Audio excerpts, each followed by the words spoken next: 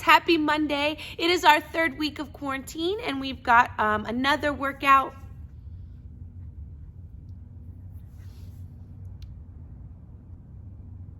Hey guys, happy Monday. It is our third week of at-home workouts and I've got a really good one coming for you today. We've got two versions. If you look up on social media or our website, we've got one with equipment and one without. Just one quick switch. The first minute will be different if you have dumbbells or kettlebell at home or if you're working without equipment. So not a lot of difference today between the two workouts. So the workout is 4 rounds for total reps. You have 5 different minutes in each round. Minute 1 is thrusters in the equipment version. In the non-equipment version, it is air squats. The second minute is lateral jumps. Those can be done over something or just, I always call it a fake jump in the air. Your choice, working that lateral movement. The third minute is tricep dips. Those are going to require something you can put your body weight on, like a chair from your kitchen or an ottoman or a bench or a stool or something you have at home. It can be a lot of different things, so don't feel like you have to go out and buy anything special for tricep dips. And then the last minute is V-ups, which is a really great ab exercise. We did it last week when we did wall climbs, so we'll talk a little bit about it today and how to scale it. And then everybody's favorite, you get 1 minute of rest. I know. Super generous to give you a full minute, but you'll have a minute rest. So there's no rest in between the 4 different exercises. You move from one directly to the next. And it's really easy, whenever I talk about this in class, it's really easy to get bogged down in transition. And then suddenly you're 15, 20 seconds into your next minute and you're wasting precious time. So have a transition strategy, especially after that first round. So for instance, thrusters are really hard for me and I like to take a little bit extra rest. So I'm actually going to stop about 3 to 5 seconds early on the thruster minute to get my composure, maintain my breath, and get ready for the next minute so I can go right into those lateral jumps. Lateral jumps aren't super hard for me, so I'm going to work all the way up to that minute and then immediately transition into the tricep dip. So it's really important that you know yourself today, know when you need a little bit extra transition time so you're not taking that next minute and eating up that time with your transition. You want to get the most out of that minute. And remember, when you're doing this workout, you count your reps. So on the first minute, when you're counting your thrusters, write that down. Second minute, when you're counting your lateral jumps, write that number down. And at the end, when you put this into Wodify, or if you're at home and you're putting it on social, make sure that you put your total number, okay? So your total number for all 4 rounds. All right, so should be a really fun, tough workout and a really great way to start your Monday. So super glad you're here with me and we're gonna get started on thrusters. Okay guys, so we're gonna get started with thrusters today. Quick reminder for those of you that weren't with us last week and did not do our thruster. The thruster is a squat into a press with dumbbells or kettlebell or whatever equipment you have at home. If you're using a bag filled with books or even a big textbook, you can still do this movement. And you've got a couple options with how you hold the dumbbell and the kettlebell or the bag. So we'll talk about how to hold the weights here in a second.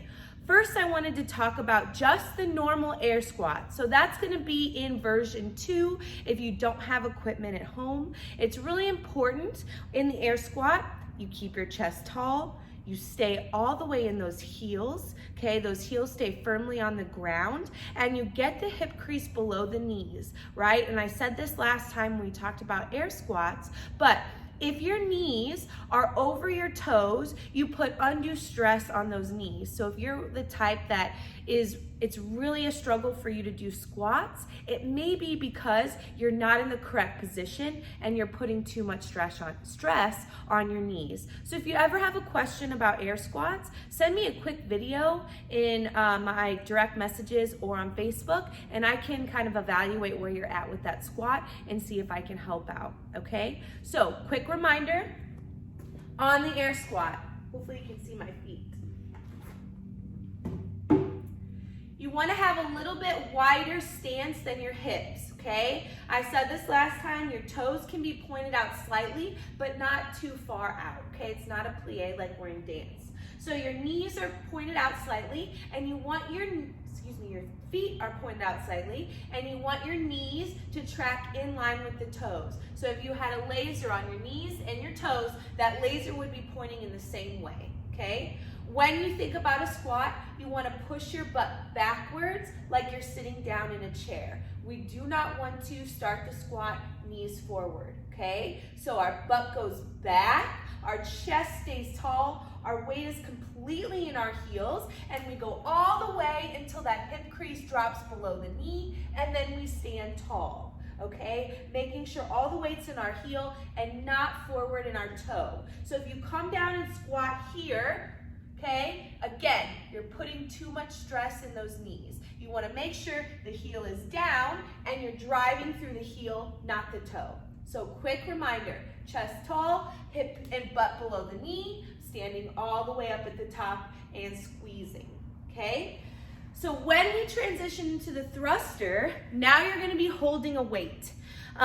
If you have 2 dumbbells, that's preferred, and you're gonna hold the dumbbells on your shoulders, okay? If you have 1 dumbbell, you have 2 options. You can either do 1 arm thrusters and then switch. So let's say 30 seconds you do thrusters on one side, and then 30 seconds you do thrusters on the other. Another option is to hold it like a goblet squat and come down and thrust it all the way up overhead.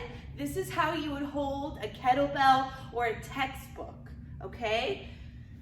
So depending on what equipment you have at home, that's how you will hold the weights. 2 dumbbells on each arm. 1 dumbbell, I would probably go alternating arms or hold it in that goblet squat.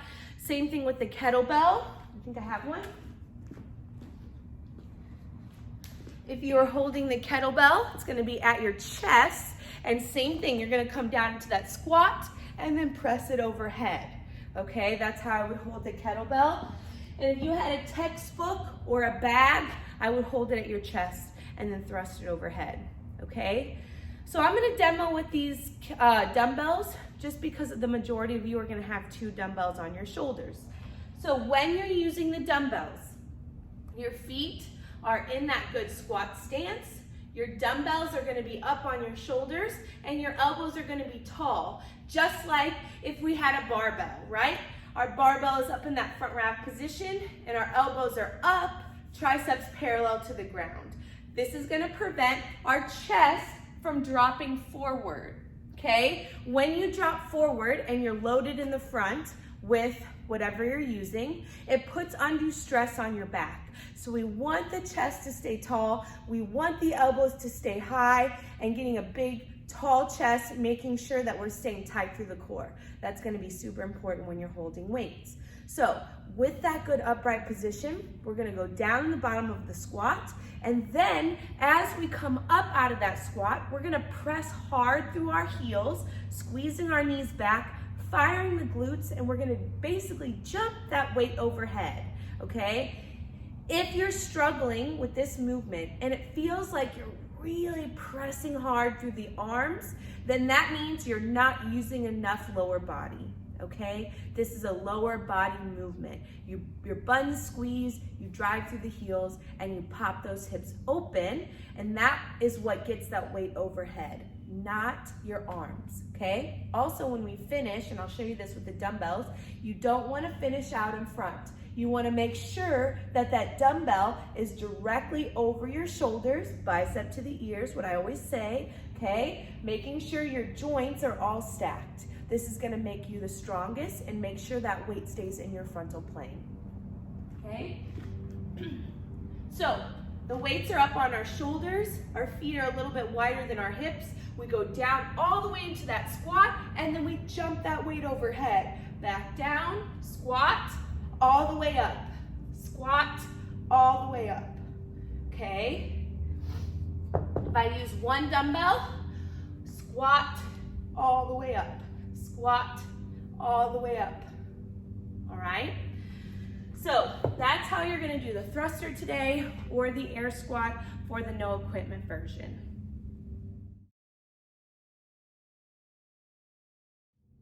Okay, next we're going to talk about the lateral jump.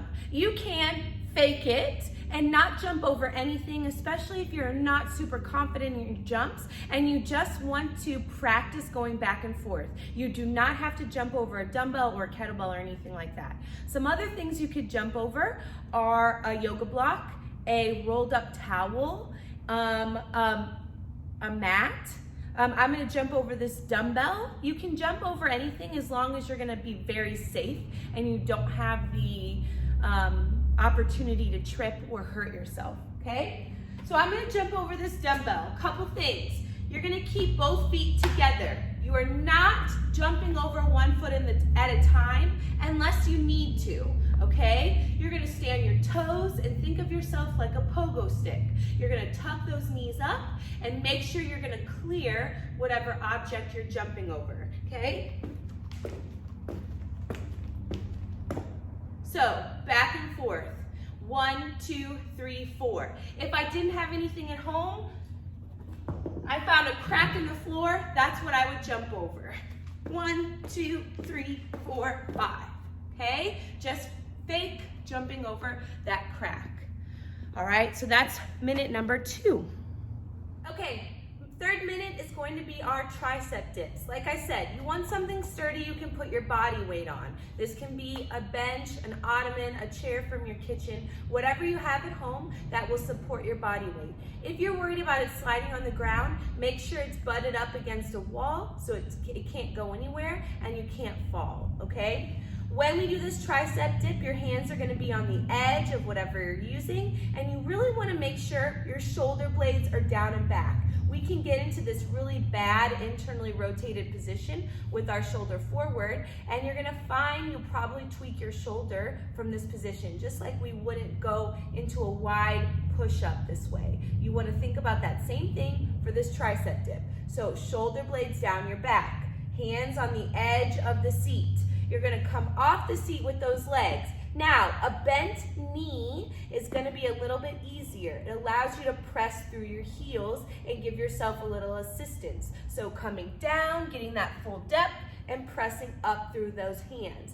Down and up. Go a little bit harder. You can take those feet out straight, same thing, dropping down and fully extending back up. Another way to make it even harder is to elevate your feet on something, get them off the ground completely. You want to make sure shoulder blades down your back, you're getting that shoulder below the elbow each time, and then you're really pressing through those hands, getting that full extension. Okay, that's the tricep dip.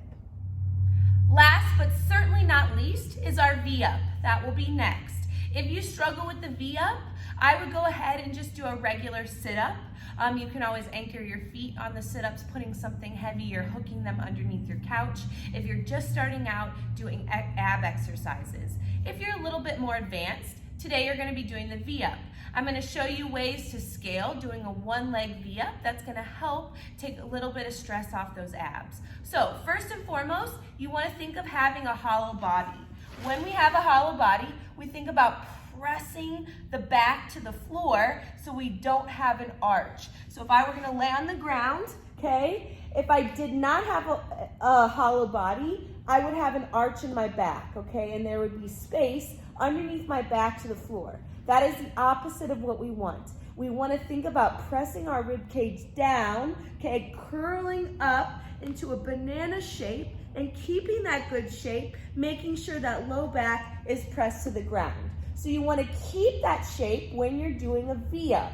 What you don't want is to collapse to the ground every time. So I'm going to show you a few in a good hollow body, okay? Keeping that hollow body, coming up to your toes, touching with those hands, okay? Meeting in the middle of that good V-up. What you don't want is to touch and relax, okay? Touch and relax, touch and relax. You want to maintain the hollow body. All right? If you need to scale it, doing one leg at a time is going to be a great way to scale. Foot is on the ground, 90-degree angle. You're still in that good hollow body, using this foot that's on the floor to help you sit all the way up, okay? And then switch. I would do 30 seconds on one side, 30 seconds on the other side. So that foot is gonna remain on the ground to help you meet in the middle, okay? Good luck. It's a really fun movement, one of my favorites. All right, we've come to the last minute and this is your rest. You don't need any help with this one. You just hang out, grab a drink, write your scores down, and get ready for the next round. You guys got this. Good job.